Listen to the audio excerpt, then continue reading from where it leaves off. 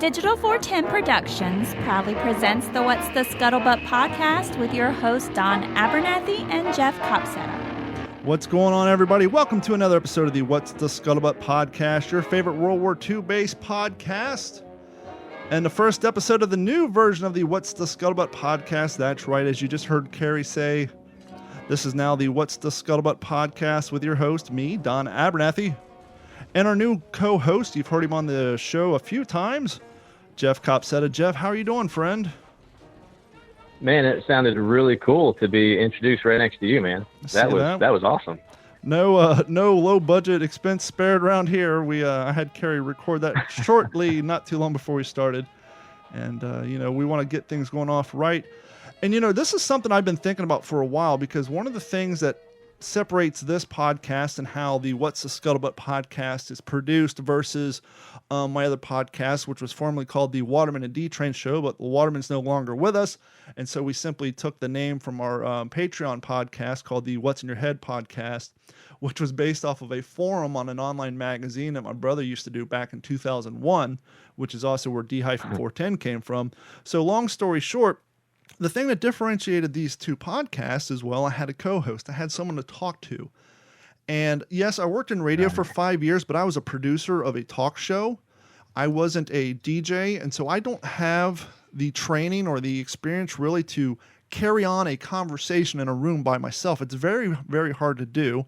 I think I've done a decent job of it over the last 69 episodes of this podcast, but I really felt like in order to make this thing into a show, to take it to the next level, I really want to have someone to talk to other than just our guest. Obviously, every episode has a guest, but I usually started off with a monologue and some sort of history stuff. And I just, for a while, I was like, I want to find a co-host. And, you and I kind of fell in together over the last, believe it or not, it was a year ago yesterday that I was out there in Texas. Yeah, man, Memorial Day weekend. Yep. It was, roughly. Well, my Facebook page popped up a year ago, so yeah, it would have been last weekend. But yeah.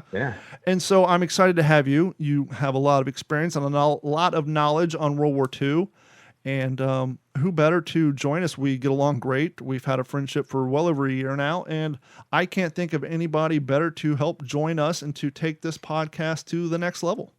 So welcome. Yeah, I really appreciate that. I mean, just thinking about what you said, I mean, if anybody wants to brag that they can have a conversation with themselves for 45 minutes, I don't honestly think that's a good thing. I'll be honest with you. I mean, yeah, you've done great for the past 69 episodes, like you said, and you've had some really interesting material. But yeah, I think, like you said, let's take it to the next level and let's attack this thing with extreme prejudice together, because yeah, man, I mean, it's been, like you said, it's been over a year now that I met you. I mean, I guess the first time I saw you was when we were on set in Florida, and I knew I liked it. Dude, you showed up on set just as really, you were just like watching, you were just observing, right, before that first podcast, and you show up in P-42s. I came prepared. I didn't know if because I knew that when they moved from the set from Texas to Florida, I was talking to RJ and the production crew, and they said, well, it's going to be a very limited cast and all that. I really didn't know what the script, because I had no access to the script. I really didn't know. And so I'm thinking, well, if they need extra people the term I used was, if you need any frame filler in the background, I have all the gear here. So I brought it out just in case. Obviously the scenes didn't call for it, but it really worked out great anyhow, because one, those P-42s were brand new and I needed a way to weather them. And as I've said on this podcast before, I just cannot bring myself to take $150 trousers and go bury them in my backyard. One, I just can't do that. And two, it just doesn't look natural. Whereas if you're going fishing or mowing your lawn or cleaning your guns, you put them on, the dirt gets in the correct places, the concaves of your legs, and it just looks more authentic that way. And so why not wear them out there? And it was a hot day anyhow, and you're out in the bush and the scrub, and what a better way to protect your legs than wearing dual layered pants. Yeah, absolutely. So, I mean, I guess we should let people know exactly what the heck we're talking about here. We were very fortunate to be involved in making an independent film about the Second World War. And like you mentioned, some of it was filmed here in Texas where I'm at, and then we actually filmed a few scenes close to you, or somewhat close to you, near Fort Myers, Florida. And we actually wrapped out there. And yeah, I mean, that was like, you caught the most of it. That one podcast that we did that evening. I mean, I can only imagine. You know, I'd only known RJ and Chelsea, which is husband and wife team of director writer, and she's executive producer. You know, I'd known them for a little less than a year, and I got wrapped up to this project in this World War II film called Walking Point about war dogs. And I kind of came out the tail end. I mean, this is something that the script had been written for years, man. I mean, they already had all their cast set, and everybody was ready to go. And they just dumped all of these resources into it. And I just came on, like, right place, right time to be the advisor for them and help with uniforms and weapons safety and things like that and training.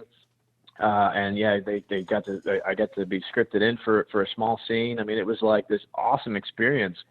But man, when we wrapped in Florida, like, you could just see, it was just years of elation from the cast and crew. Walking Point, like, we finally did it. And you just happened to be there and probably catch one of the most awesome impromptu celebratory podcasts you've probably ever done. So, well, not only that, man, that's like you said, everybody on the cast had a huge, year-long, multi-year relationship. You came in near the end, and then I literally came in 2 days before the wrap. And so you and I are basically like the cousins to the new stepkids. But they're such great people that we all felt like we're all one family. I mean, I've known these people for, before the day of the shooting, they invited me out to the pre-shoot casting dinner. And so I was there for that. And then I was there for the shoot. And by the end of the day, you just felt like you've been part of it the whole time. To me, I felt like I was part of the whole thing for more than just a day. Now, obviously, since then I have been. I've gone out to the dog show and I interviewed RJ and all them again and helped promote that and helped set up their booth. And if you guys haven't seen it, it is on Vimeo. Go to Vimeo, look for Walking Point, the movie, and it's like what, $19 or something, or even less than that, maybe $25. It's definitely worth it. It's 28 minutes long. It's a short film. And it's a great little piece. I was greatly impressed with how well it actually did come out. The score was great. The way they were able to utilize the location out there in Texas to make it look bigger than it is and the different angles. I was just thoroughly impressed with it. I think I've seen it like 3 times now. And it's just a great project altogether. And you did a fantastic job in your role as well. Man, yeah, I appreciate that. My head was spinning when we were filming out there, man. There was just so many fires to put out. I mean, there's just so much going on. If for folks who have never been involved in any kind of movie production, you see every single movie. Once you've been on set once, every movie after that, you kind of see from a whole different perspective. Like, oh my gosh, that probably took all day to film that. Right, what we just saw. That was a perfect. The lighting, everything. And so there's so much that goes into it. And when people say they want to grow up and be a movie star, have fun with that because it's a lot of work.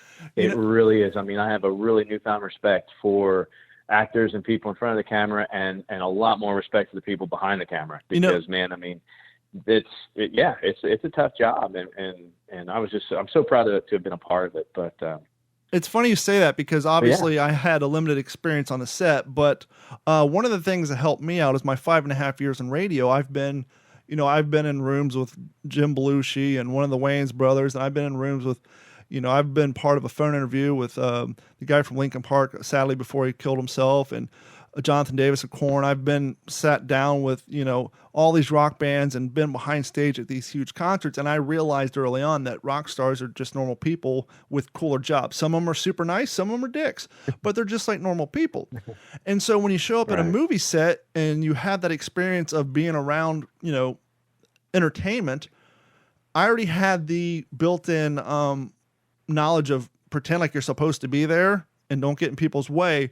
And so when you do that, you're not a hindrance, you're not an annoyance. And if you're willing to even help out and work and do and even more, that's even better. But what's funny about what you say that is since then, I had the luxury of being a background actor in 2 episodes of the miniseries that's coming out here, I think this fall, on Smithsonian Network and Disney Plus, which is the remake of, the TV adaptation, and I'm sure it's been modified from the movie, but The Right Stuff.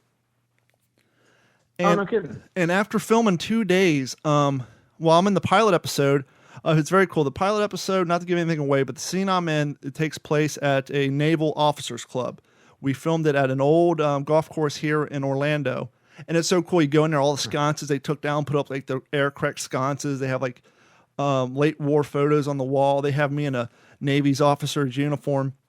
And it's funny because we're sitting there before the shoot, and the second director comes out, because obviously this is a side scene. This isn't one of the main scenes. And so they have different scenes being shot all over Orlando at the time.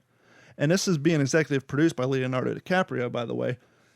And so we're sitting there in our uniforms and our costumes and all that, and we're just waiting to go on set. And the director comes around. He's introducing himself to people. And he walks up and he looks at me. He's like, "Are you in the service?" I said, "No, sir. I'm a living historian. This is what I do. I wear military uniforms and this and that." And he's like, "Living historian, what's that?" I said, "World War II reenactor." He's like, "That's a thing?" I was like, "Absolutely." He's like, "Well, I'm interested in that. I'll come back later and find you. We'll talk more about it." I'm thinking, okay, he's just the director being nice to the background actors. I won't see him again. So we shoot the first half of the scene because, like you said, and especially with TV shows, what a lot of people don't realize is you can have a 5-minute scene, takes place in a bar, but in order to make it dynamic and realistic, you got to shoot that scene from every single angle. And so that one 10-minute scene gets shot 5 times from different angles. And so we set it up and we shoot the first scene, and we're at lunch, and he actually comes over, tracks me down. Tell me more about this World War II reenacting. And so I'm showing him the photos on my photos and me in my uniforms and this and that. He's like, "I like you. I want to have you back." I was like, "Okay, cool." And so we shot that scene, and I smuggled out.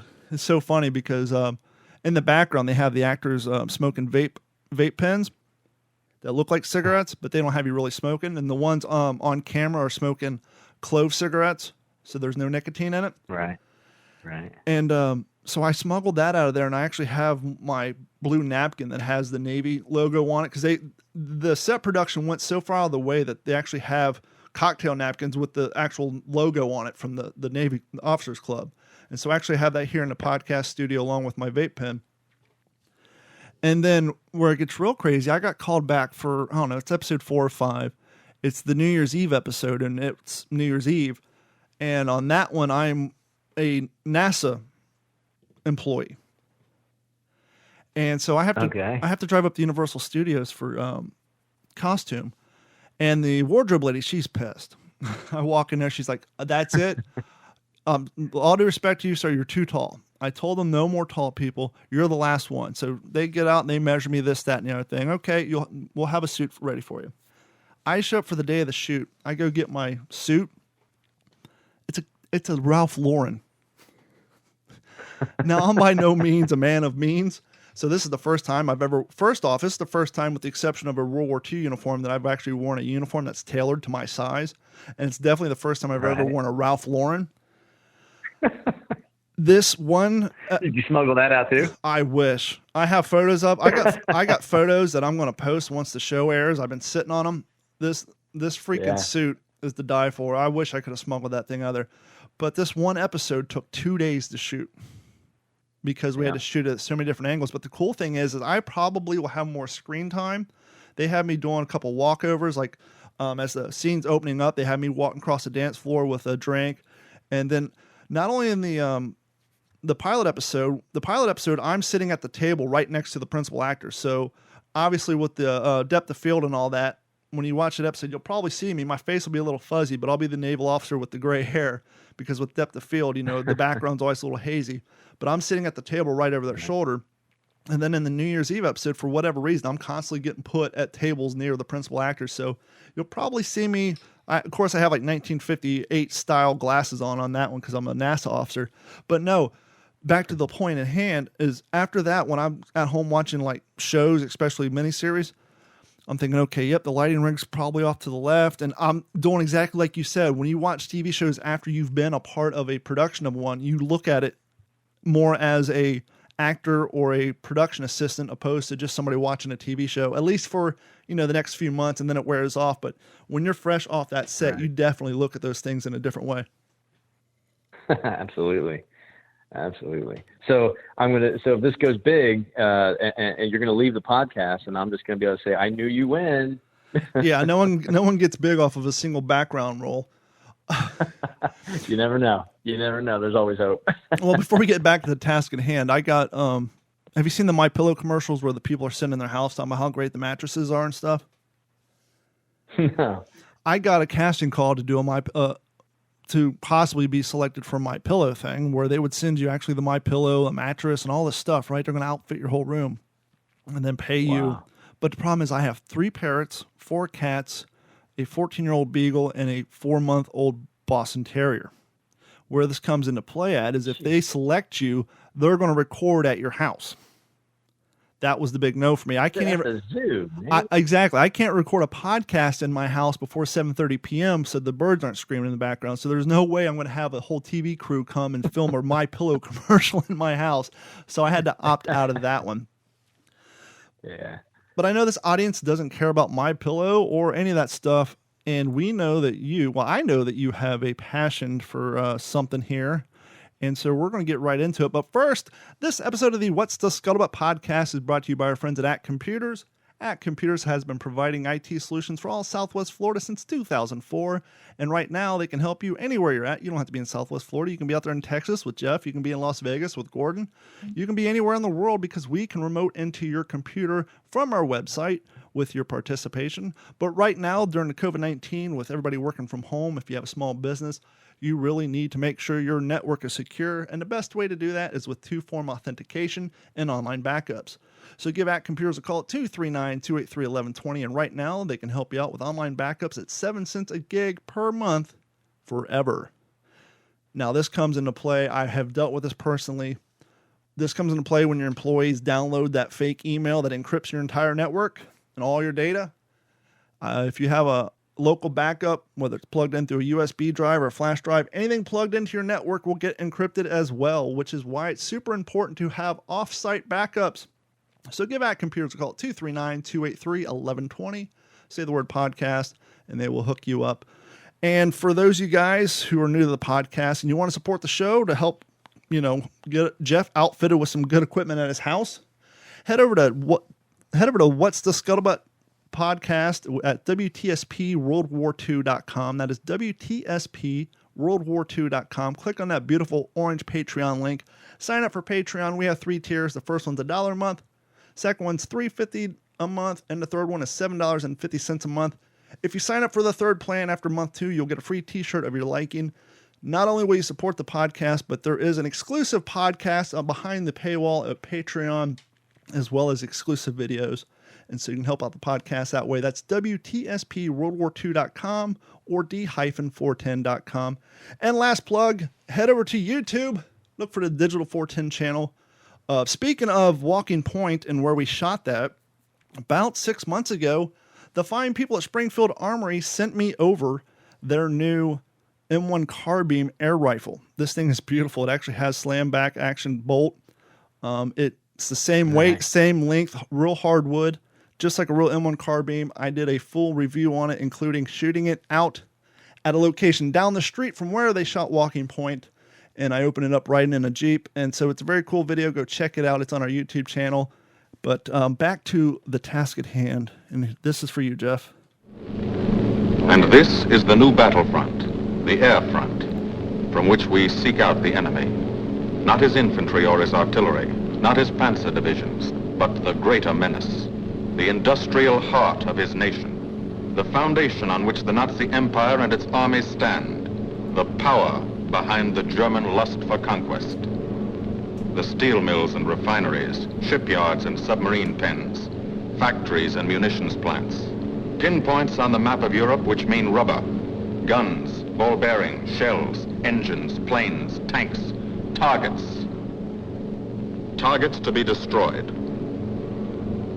And these are the destroyers, each with a belly full of bombs, and 10 men like the crew of the Memphis-Belle.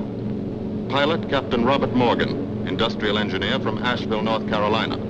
He's flown this ship across the Atlantic. The other pilot, Captain Jim Verinis, business administration student at the University of Connecticut. Radio operator and gunner, Sergeant Bob Hansen, construction worker from Spokane, Washington. Navigator, Captain Chuck Layton, chemistry student at Ohio Wesleyan. Engineer and top turret gunner, Sergeant Harold Locke from Green Bay, Wisconsin. Used to be a stevedore. Besides keeping the Belle in order, he covers the sky above. Tail gunner, Sergeant John Quinlan of Yonkers, New York. Clerked for a carpet company, but he quit December 8th, 1941. Bull turret gunner, Sergeant Cecil Scott. Firstman for a rubber company in Rahway, New Jersey.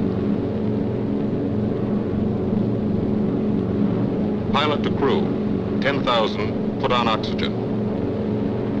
They're climbing higher now, 300 feet a minute. The strain on the planes and on the men is mounting. The rest of the crew, Bombardier Captain Vincent Evans, operated a fleet of trucks in Fort Worth, Texas. Waist gunners, on the right, Sergeant Bill Winchell, chemist for a paint company in Chicago. And on the left, Sergeant Tony Nastal, used to repair washing machines in Detroit when he was a kid. Now he's 19 and has 2 Nazi fighters, confirmed.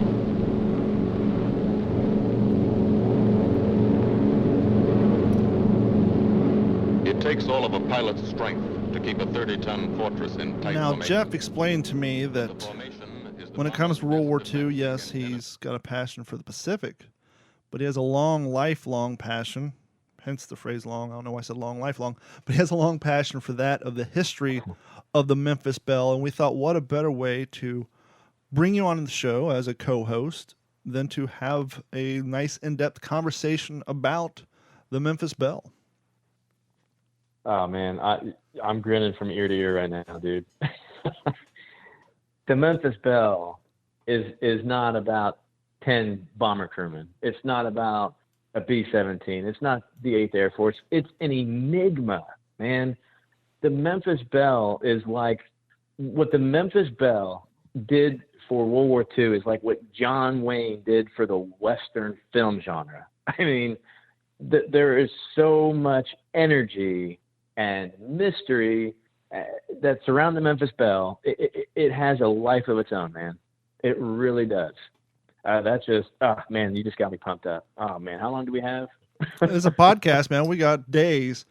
I guess first and foremost, how did you get introduced to the story of the Memphis-Belle? Me personally, I was young enough that when it came out in theaters, I actually went by myself and saw it in theaters. And that's how I became introduced to it. But how did you get introduced to the Memphis-Belle? Yeah, so of course, my dad and my grandfather both. I guess I get it from them. They were big model airplane builders.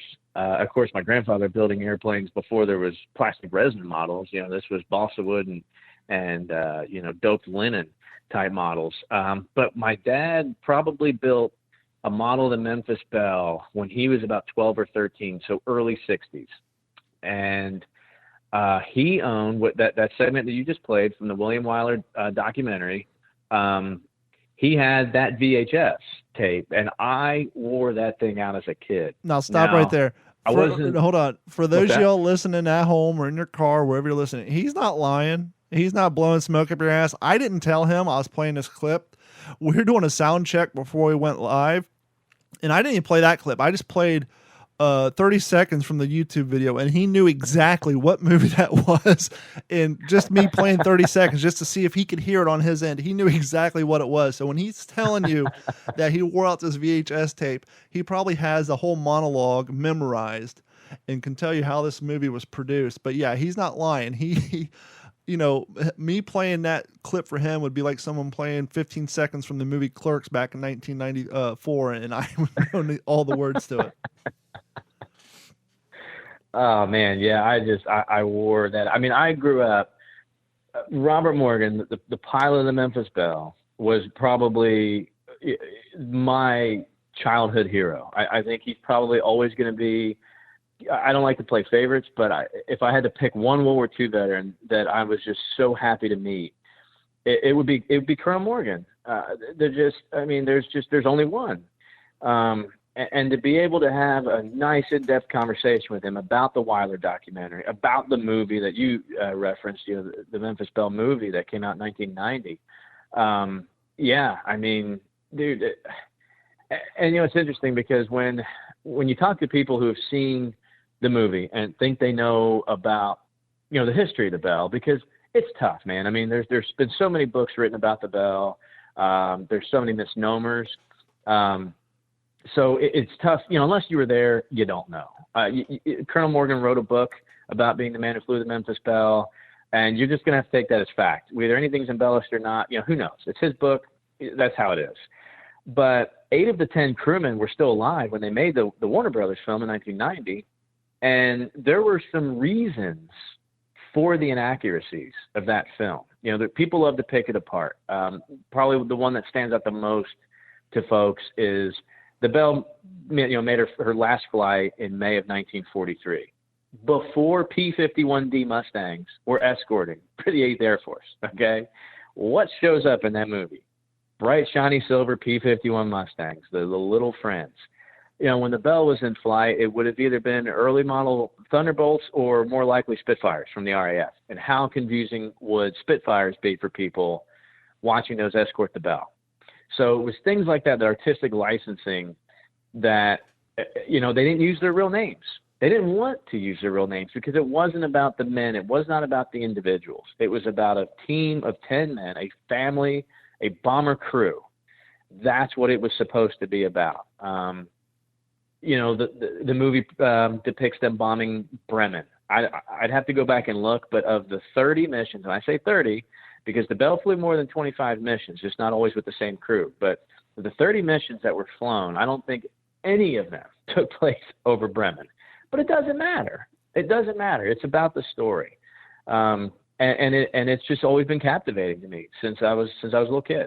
And I feel like a little kid right now talking about it. I mean, like I said, after hearing the Wyler film, man, whew, yeah. Well, I could talk for days. Well, one of the things people got to realize, and we kind of opened this episode up talking about production of television and a movie. When it comes to projects like that, especially when it comes to things of escort planes, especially when this movie was made. This movie was made before everything relied heavily on CGI. And thank God for that, right. Because if they use CGI back then, it's going to look like your Super Nintendo games. The graphics would have been horrible. And so you got to think what was available to fill that role. And one of the things I like to point out, I had never seen The Longest Day until like 2 years ago. And you mean The Longest Movie? Yeah, The Longest Movie. And people, they talk about the chin straps on the airborne helmets were god-awful, which they were. But the other thing that stood out to me is if you didn't know anything about history and you watched that movie, you would just assume that everybody in the entire Ally military had Thompson submachine guns. The only person in that entire movie that carried an M1 Garand was John Wayne, and he used it as a crutch. Right. With that being said, when was that movie filmed? 60s-ish, early 70s? Yeah. Right around the time Vietnam was kind of going on. So I don't know if maybe all the M1 Garands weren't available because they were being used for training rifles. I don't know. I don't know why they chose so many Thompsons. I would assume maybe they had a hard time getting a hold of M1 Garands at the time. I don't know if maybe they thought Thompsons just looked cooler. But there's always inaccuracies in movies and video games. And that's one of the hardest things being a living historian. But that's not only our cross to bear. You can talk to people who are diehard gearheads who will watch a movie and then complain about the inaccuracies of the descriptions of the motor they had in a particular year Mustang that didn't exist. And so we all have that cross to bear in our particular hobbies and our passions. And we just got to make sure it doesn't ruin the movie experience for us. Yeah, and I guess that's the difference between a movie and a documentary, really. I mean, movies are meant to entertain, period. And like I said, the Memphis-Belle is a perfect example of, yes, there was inaccuracies, but they were tactical inaccuracies to tell a bigger story. If you remember, when they take off in that last mission and they're coming through the clouds, they're still just taking off, right? And all of a sudden the clouds break and they're looking at, right up under another B-17. And they almost collide. They got to kind of dive down and pull away. And there was almost a midair collision right there. That, as far as we know, that never, the Memphis-Belle itself never experienced a near midair collision on takeoff like that. But it happened all the time because the weather in England was just crappy. It was either cloudy and rainy or cloudy and then rainy. Like it was terrible flight conditions. And those boys had to go up. And, very rarely they have a nice, clear, sunny day and ceiling and visibility unlimited. Like, it just didn't happen in England. So there was mid-air collisions on takeoff. It was just a regular thing. So it was just something that they wanted to bring to people's attention, that these were some of the dangers. You know what I mean? So I think the movie itself lends a lot of dignity to look beyond the crew of the Memphis-Belle and just the 8th Air Force in general and what they, the challenges that they faced.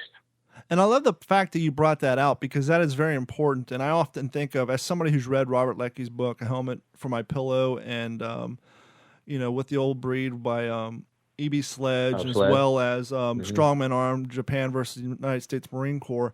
I know all of Robert Leckie's stories inside and out. But when you're doing a movie or a movie miniseries, you have time restraints. And there are some stories that are so important that the important is to get the story out there, not so much who the story happened to. And a perfect example is if you watch The Pacific, when Robert Leckie is at the hospital and he's talking to Captain Midnight, a.k.a. the guy who tried to steal a plane to fly away. Captain Midnight was telling him a story about how he was out on a work crew digging a slit trench, and they started getting strafing and mortar artillery fire from the Japanese, and they all jumped in the slit trench, and he could feel the lips of another Marine on his back who was praying to God, hoping he survives. Now, anybody who's read the books know that that did not happen to Captain Midnight. That actually happened to Robert Leckie. He was the one on the work detail, and that happened to him. But there was no reason to film an entire scene, production-wise, to film an entire scene to get that story across, when you can just give that story to another character and get the story across, because the importance is the story and the history, not so much who it happened to. Another example in that same series, when they're on Gloucester, and it's raining for days, and they're all getting flooded out, and Robert's trying to walk to the mess tent to do his duty because he got sent to a mess tent because he pissed off his commanding officer, and he's walking through the mud, his boondockers are slipping off, and he's falling down, and he screams, "Would somebody be a good guy and just shoot me?" That didn't happen to him. That actually happened to a character they didn't have in the movie called Red. And Red was at his wit's end. Red was so terrified of being there that he refused to take off his M1 helmet. No matter what they were doing, he'd always have his M1 helmet on. And the guys kind of played a prank on him one day. I think Chuckler knocked his helmet off, and then someone shot it full of holes with a Thompson, and he about had a nervous breakdown, and he freaked out. But once again, it's not important who it happened to. And in that case, they're not going to develop an entire character for that series to tell that one story. The importance is the frustration, the mental breakdown, the overwhelming desire to get the hell out of there, that they just took the story and the message and put it in.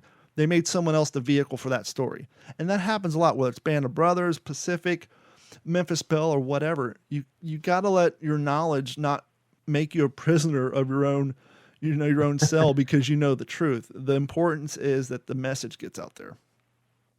Right. And in the case of the Memphis-Belle, to have that many of the crew alive when they made the movie, should tell people, like, hey, the guys that were there are insisting that this is the way the story is told, so let's leave it alone.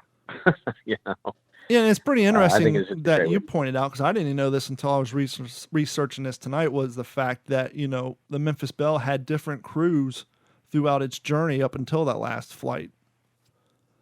Yeah, it's funny. All of the superlatives that are linked to the Memphis-Belle, the first plane to fly 25 missions, first crew to fly 25 missions, whatever, none of those superlatives are true.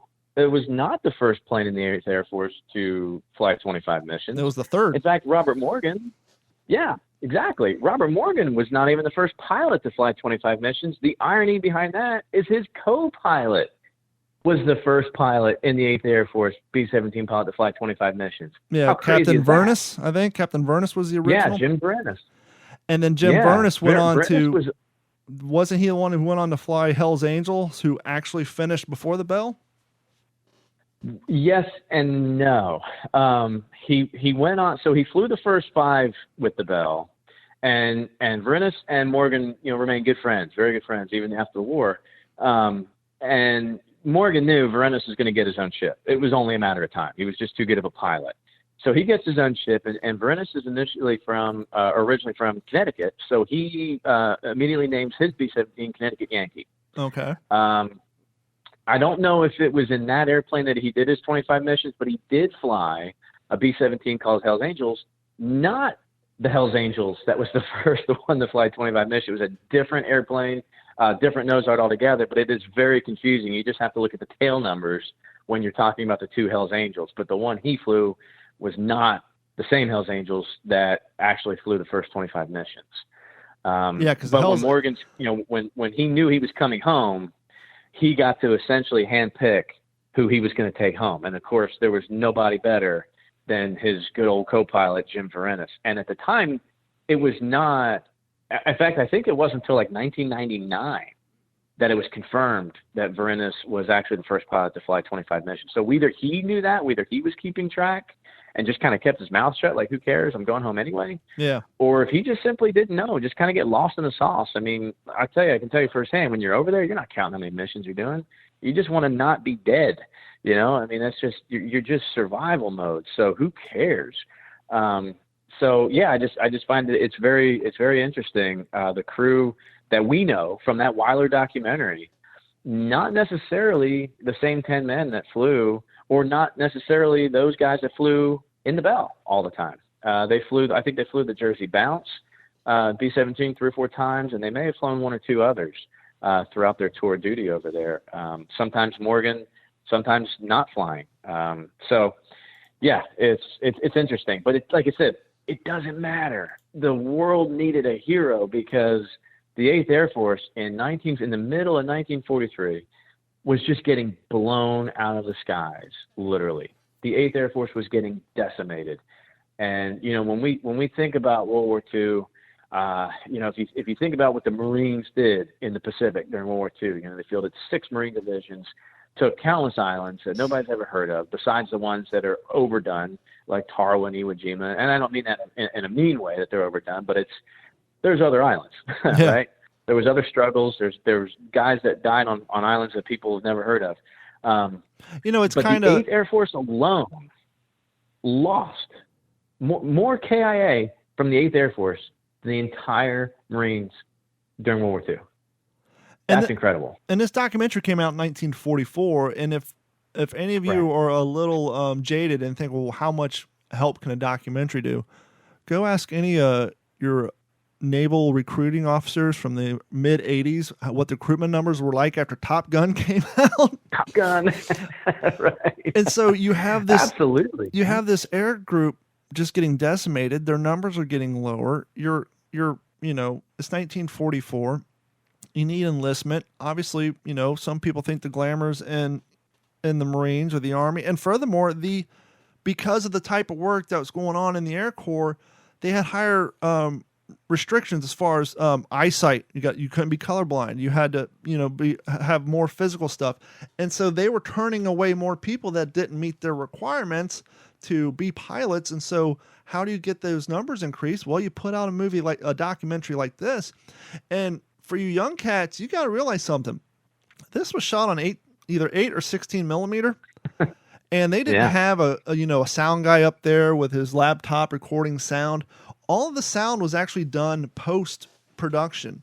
And the actual crewmen when they finished their mission and they went back and they were doing their war bond drive, they got sent out to California to do voiceover work. And so here you have real airmen who fought all these missions, and now they're sitting in front of a microphone. And if you've never sat in front of a microphone and tried to have a conversation like Jeff and I are doing right now without it sounding stilted and, scripted, and to have it sound like real war conversation over the radios, for the year this thing came out and the technology and you wouldn't know. If you just watch it, you just assumed that somebody's up there and had the plane mic'd up and they're recording a conversation.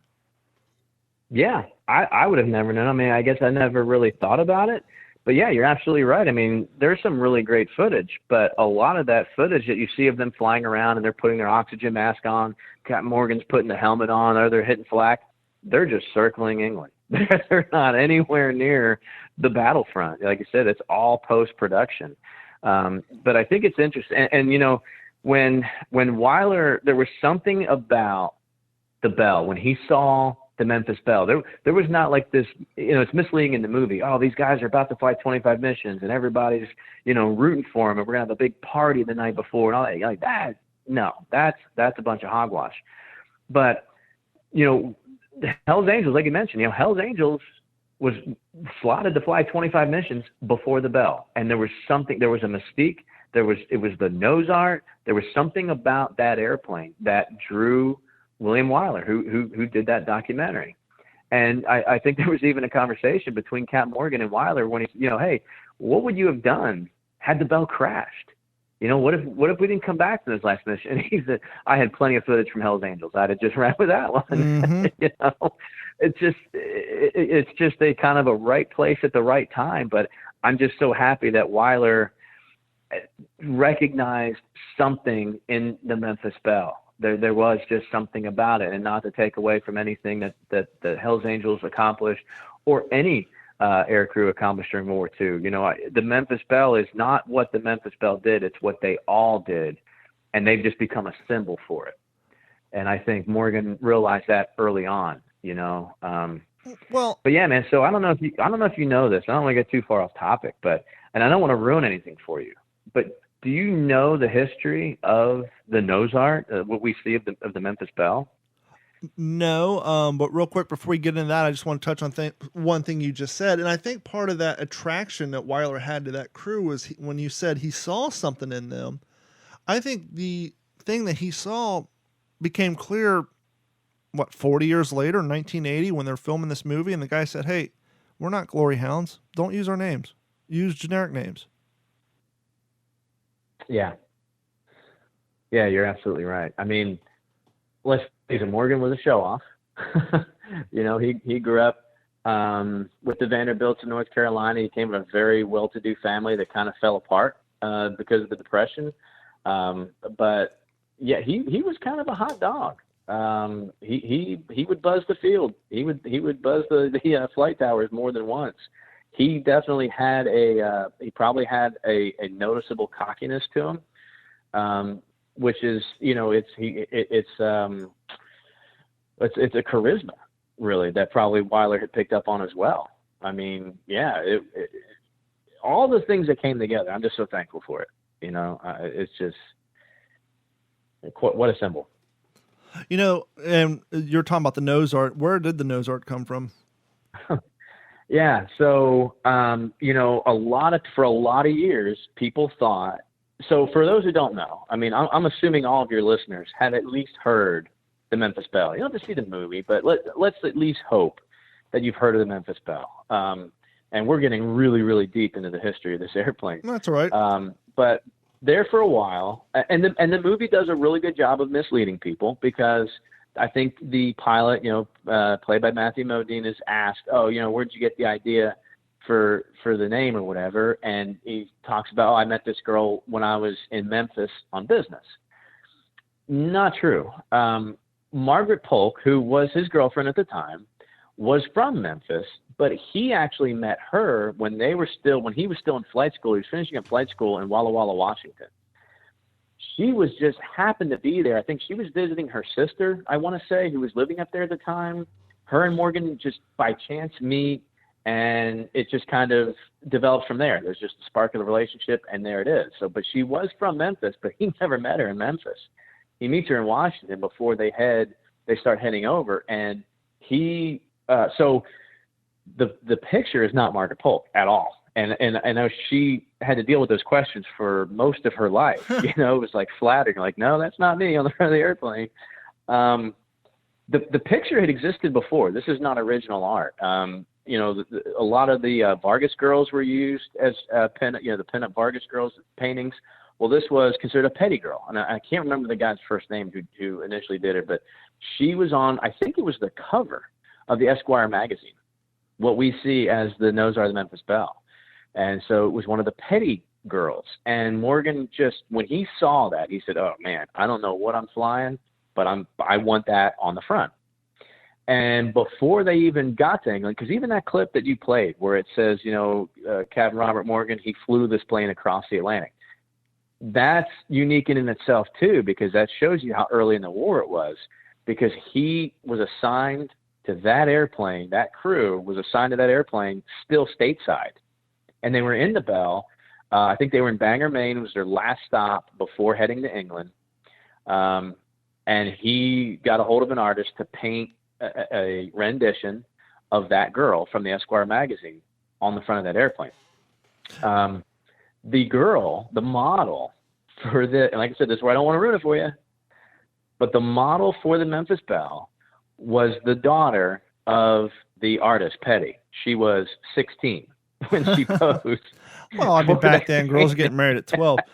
And I'm actually looking at the photo, the original art, and then the picture of the Memphis-Belle. And it's interesting you said that, it's an artist rendition.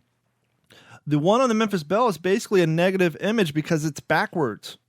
It's completely backwards, as if they traced it or, put it on a projector. So it's definitely not the original, because the original one, her elbow is to your right, whereas the one on the plane, her elbow is going out to the left. And then only on the pilot side. Oh, okay. That makes sense. On the co-pilot side, it looks like what the original is, and they kind of had her mirror imaged. Well, that makes sense, because then her elbow looks better. Yeah, because her elbow is pointing to the front of the plane. And in the photo, she's wearing like a black transparent nightie, and I believe on the Belle, she's wearing like a cherry red one. Well, on Morgan's side, on the pilot side, it was actually blue, and then on the co-pilot side, it was red, which is closer to the original. The original was like a reddish tint. And yeah, like the name of the painting was something like the one with the part in the back. I'm the one with the part in the back. Yeah. Yeah, whatever that's supposed to mean. But yeah, so there is a little bit. And so even when they painted it, the original painting that they did in Maine was not exactly to Morgan's. He didn't quite care for it. So when they got to England and they got their crew, the ground crew assigned to the Belle, he got with, I can't think of his name, Tony something or other, and he had him touch up the Memphis-Belle, and that's the guy who paints every bomb on the side, to indicate the mission's accomplished. And he was the artist, and he really did a bang up job on the artist rendition of the Memphis, or what became known as the Memphis-Belle. It's interesting. Never mind. I was trying to come up with the person's name. Anyhow, you have the luxury of having access to a great, vast collection of World War II gear, and I'm very jealous of that. But I take great honor, and it warms the cockles of my heart and puts a smile on my face, much like the Cheshire Cat, to know that I was able to do something that makes one Jeff Copsetta very jealous, angry, I'm sure. I know where this is going. I'm sure the day he saw these photos, he kicked his dog, yelled at his children, and slammed a beer. Actually, you're more of a whiskey man. And smoked 3 stogies. I had back in May 30th of 2019, the pure joy, the benefit, the luxury, if you will.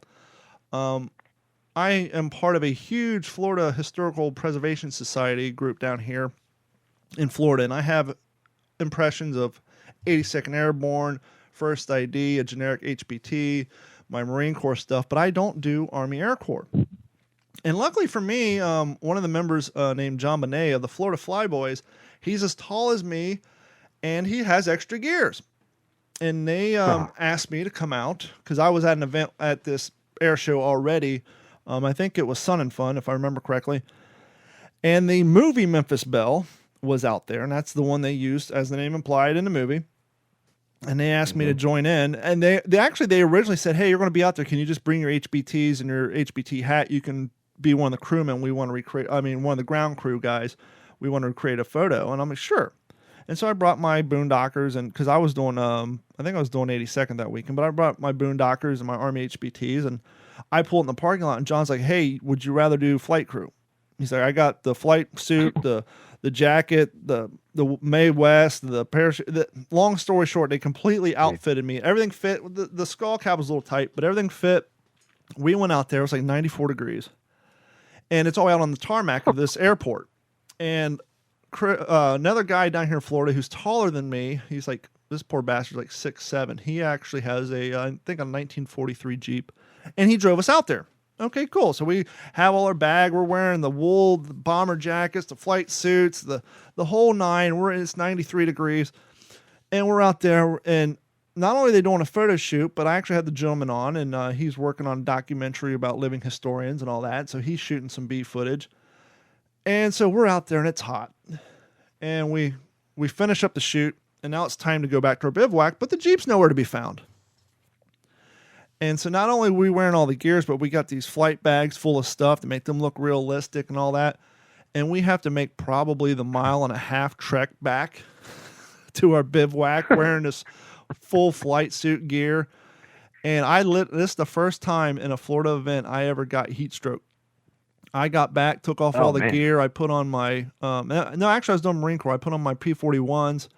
And I was just laying under this mess fly on the ground, and the whole world was spinning. I drank water. Long story short, I couldn't finish the weekend up. About 4 hours later, I climbed in my car and drove home. I had heat stroke for like 2 days because sitting out in that hot Florida sun in the middle of May doing a photo shoot. But it was worth it because I still have these photos, and they're actually up on our Facebook page. And when Jeff saw those, that's when he explained to me his childhood lust and desire for all things Memphis-Belle. And the joke was, because I'm 6'5", they said, well, do you want to do flight crew? And I said, yes, under one stipulation. They said, what's that? I said, I get to be the ball turret gunner. And so I have this photo of me crouched down next to the ball turret. And then there's one where they had the hatch open, and because obviously you're not allowed to get in it, but they had the hatch open. I put my feet in it, and I had the ground crew guys look like they're pulling me out of it, but I'm like 6'5", the ball turret gunner. Not happening. Oh. But it was such a great day, and the photos are just fantastic. And we'll put them on the webpage along with this episode at WTSPWorldWar2.com. I want to give you a little update. June 6th is right around the corner. Now, it's kind of, you're talking about how there's certain islands in the Pacific Campaign that everybody knows about, and there's some that's overlooked. And I think you and I can agree that when people say here D-Day, they think June 6th, 1944, whereas you and I probably think August 7th, 1942 when we landed on Guadalcanal. But hey, that's just you and I. Right. But the pandemic has destroyed all of our hobby. Everything's been canceled. But next weekend on June 6th in Zephyr Hills, Florida, at a museum, they're having a D-Day living history event. And I just completed a D-Day impression. I've had just about everything for the longest time, but the key thing I was missing was an invasion belt, which my buddy Art about 4 months ago was downsizing his collection, and he sold me his original one for wow. I'll be honest with you, I got the thing for $50. So that was a no-brainer. And then on eBay, I think I posted on one of my videos on YouTube, I got one of those gas detector sleeves, I think reproduction off eBay for like $11. So okay, that's cheap. And then I got one of the rubberized gas mask reproduction things for super cheap. So now my D-Day collection's getting just about wrapped up because I already had the rest of the gear. But the one thing I didn't have, and the reason I'm bringing all this up, I'm not showing off all the crap I have, was one of the things I never bought was the Army musette bag. I always had the haversack, but I never had the 1925, the early one, the one that's a pain in the ass to wrap up. Right. And the reason I never had one is wasn't just the price point, but I want quality gear. And if you go on at the front, they say if you're over 6'2", this thing will not fit you. So I never bought one. Well, I just want to let you guys know, because obviously one of the barriers to entries in this hobby is price point of stuff. At the Front has recently, and maybe 6 months ago, I'm not on their website all the time, but recently they just added a new line of their musette bags, and why I don't know. On the back of it, it says the JQMD 1943. And so it's the same quality that you're used to getting from At the Front, but instead of having that $95 price point of the ones that they make in Kentucky, I think this one's made overseas, but it still has the leather strap and all that. The price point on this thing is like $57. And so if you guys have been wanting to put together an early D-Day impression, but that's the one thing you're missing because, whatever reason, now's the time to buy because I got one here. The quality of it looks great. I did read a description. Nowhere was there a warning about being too tall for this thing to fit you. So I'm hoping that it fits.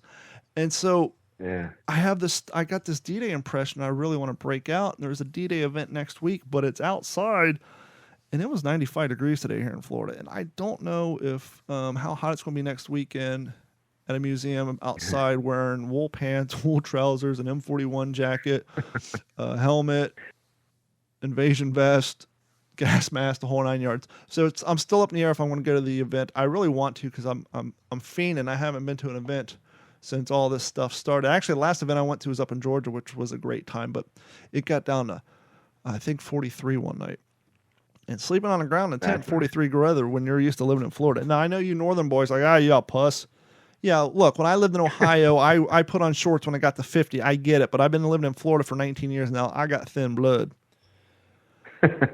And so that's something you guys can look out for. Yeah, I mean, I hear you. It's just kind of one of those things that anticipation is just going to make it that much sweeter.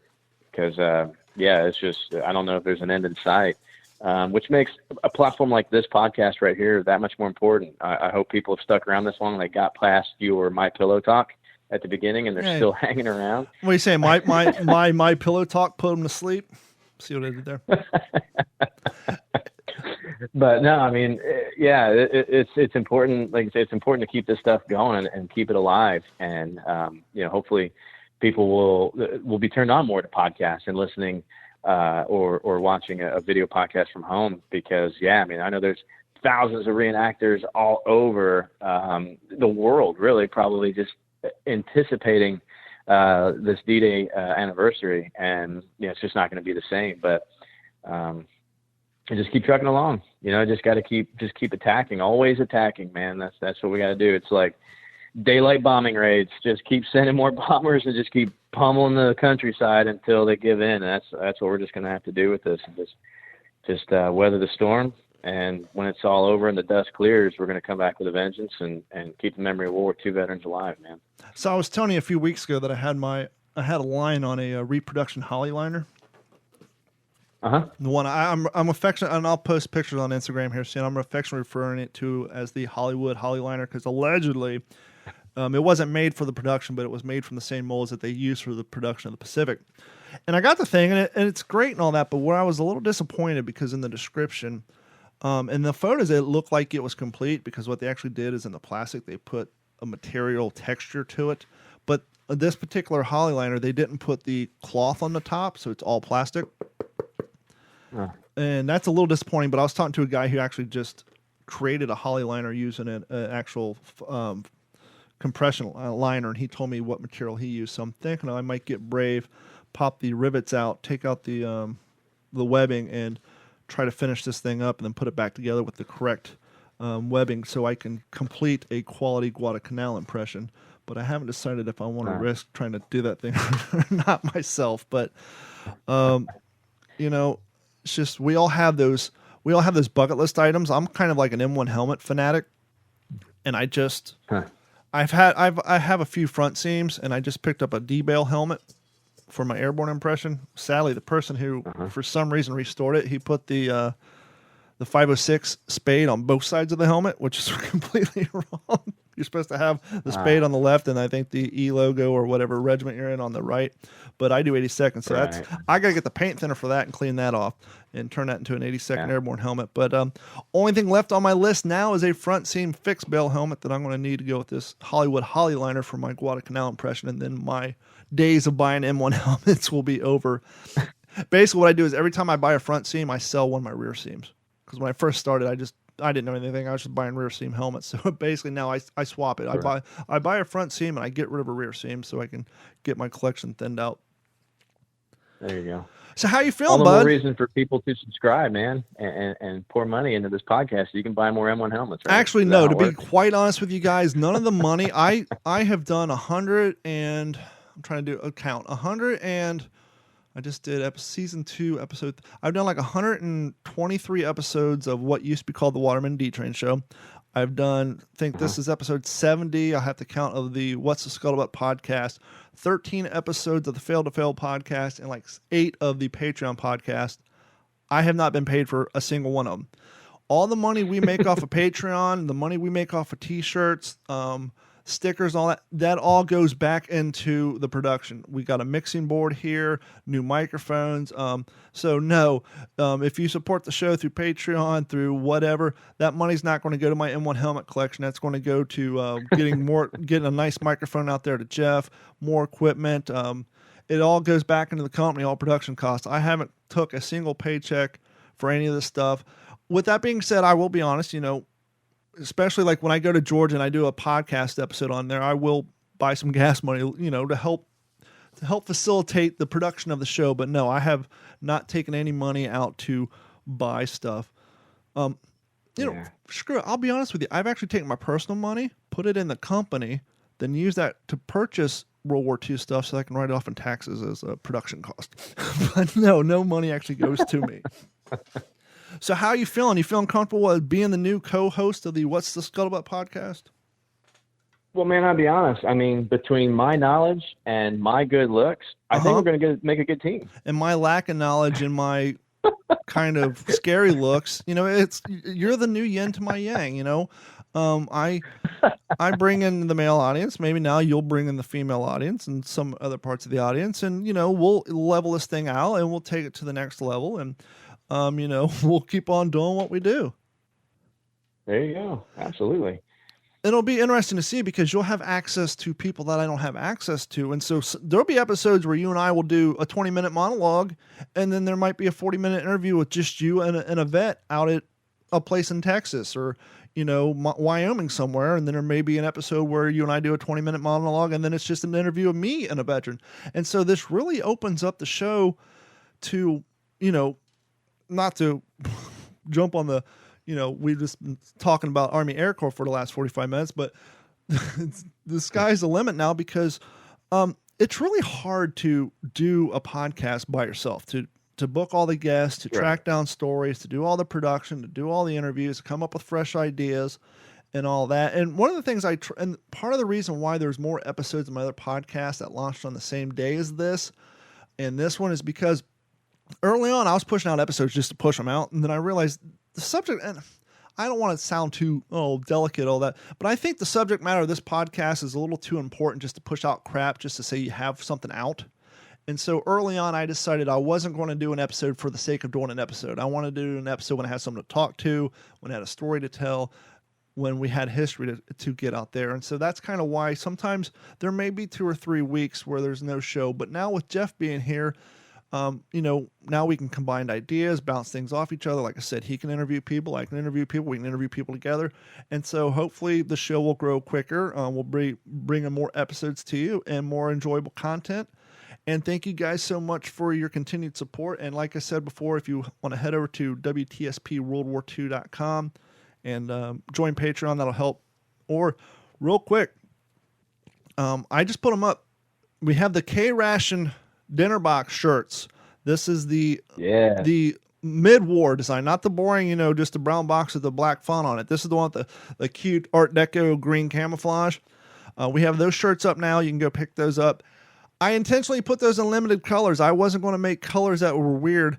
There's white, kind of a gray, and a manila, kind of to represent the color of the boxes that it would go through in different stages. And so there's a reason why there's only 3 colors to really choose from. And a lot of times when it comes to those shirts, the color availability depends on the quality of the shirt you buy. I try to make 3 different levels of shirts for everybody's budget. And when I go through my vendors, when I'm doing what they call the classic tees, they'll have colors that aren't available in the premiums. And so sometimes people get a little annoyed, well, why don't you have this color in this quality shirt? Because it's not available because it's a different type of shirt. But anyhow, head over to WTSPWorldWar2.com. The K-Ration shirts are out there. The Lucky Strike shirts are still out there. The old throwback WTSP shirt logos with the Marine Corps helmets there. The one with the airborne helmet is there. And coming soon, I'm about ready to mail out a bunch of them to Jeff. To be honest, I have to re-maneuver my logos. When I do these die-cut stickers, the font on some of it's too small, and they get mutilated during the peeling process, so I've had to recreate the logos a little bit. But we're going to have WTSP die-cut stickers available for you guys. They're going to be like $3.50, including shipping, which is cheap. If anybody's ever bought a die-cut sticker, they usually go for $10 to $8, depending on if it's a rock band. It's going to be a lot more than that. But we got stickers coming soon and all that good stuff, and we just hope the show continues to grow.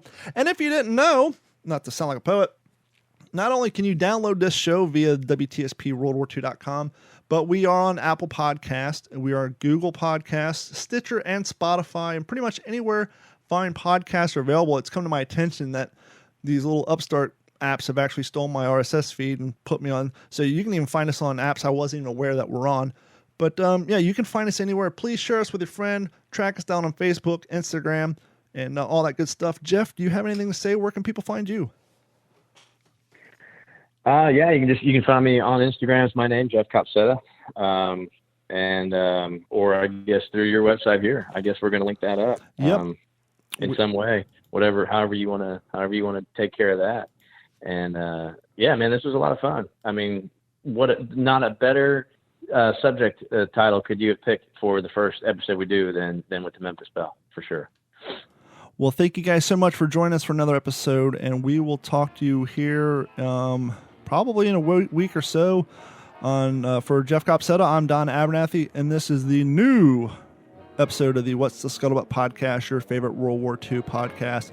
Thank you guys so much. This has been a Digital 410 production.